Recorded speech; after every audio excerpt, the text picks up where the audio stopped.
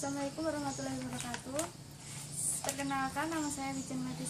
Di sini saya akan mempresentasikan tentang mengkaji literatur. Yang pertama adalah pengertian dan jenis literatur. Kajian literatur merupakan salah satu kegiatan penelitian yang mencakup memilih teori-teori hasil penelitian, mengklasifikasi literatur, menganalisis dokumen, serta menerapkan hasil analisis tadi sebagai landasan teori bagi penyelesaian masalah dalam penelitian. Jenis-jenis literatur menurut lokasi penempatan koleksi dapat dibedakan menjadi dua bagian. Yang pertama adalah koleksi umum. Koleksi umum terdiri atas buku untuk tingkat pembaca dewasa yang telah diolah dan ditempatkan di rak terbuka. Yang kedua adalah koleksi referensi. Koleksi referensi adalah koleksi rujukan, menghimpunan informasi yang secara langsung dapat menjawab pertanyaan. Yang kedua adalah jenis literatur menurut tingkat ketajaman analisis dapat dibagi menjadi 3 golongan.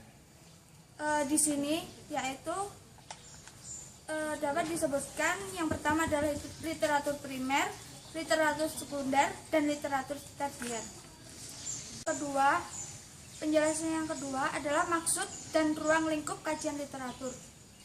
Adapun maksud kegiatan kajian literatur adalah mencari teori atau landasan berpikir yang tepat sebagai penguat proses penyelesaian masalah.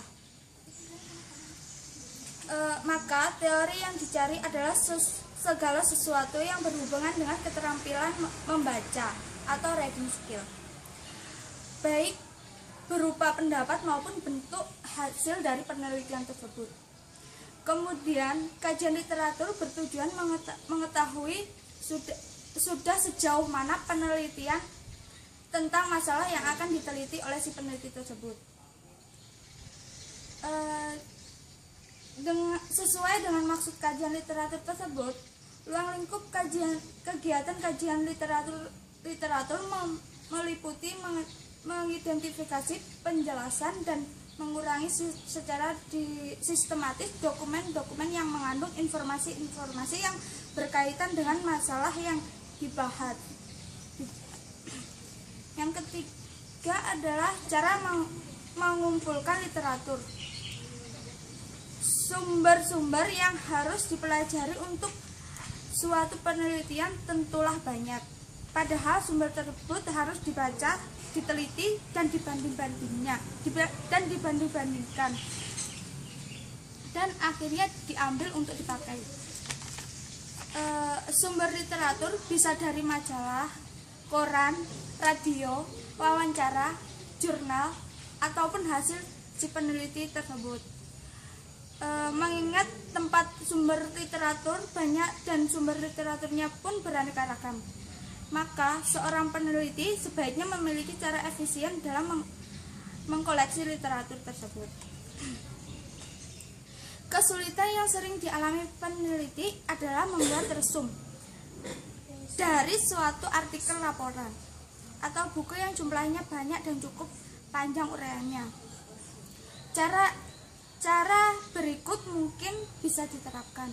Yang pertama adalah bila yang dibaca berubah buku, lakukan teknik membaca skimming atau scanning, yaitu bacalah daftar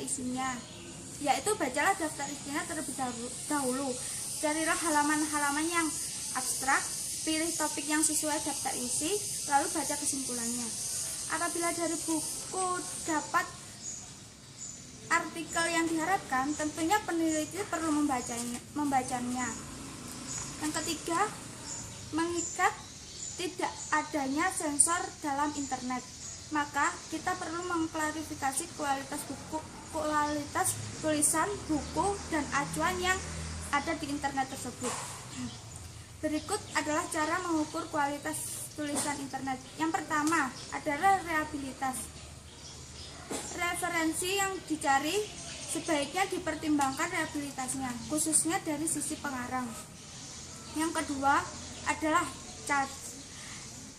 credibility actuary Reabilitas and sport checklist.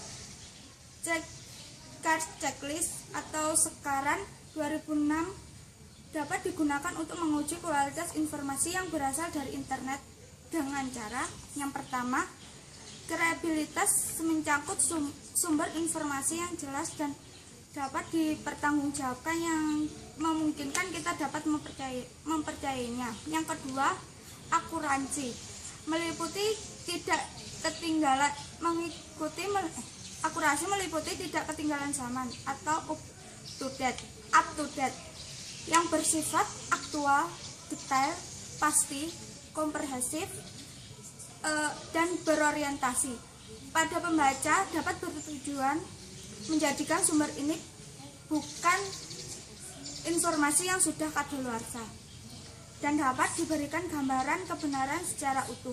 Yang ketiga, dapat diterima dengan akal sehat yang meliputi adil dan tidak berhak, memberi keseimbangan bersifat objektif, tidak muncul konflik kepentingan, tidak bersifat menghasut, mempunyai tujuan untuk menjadi sumber yang dapat dipercaya karena memunculkan kebenaran yang utuh. Sekian presentasi dari saya. Kalau ada kurang atau lebihnya saya mohon maaf. Wassalamualaikum warahmatullahi wabarakatuh.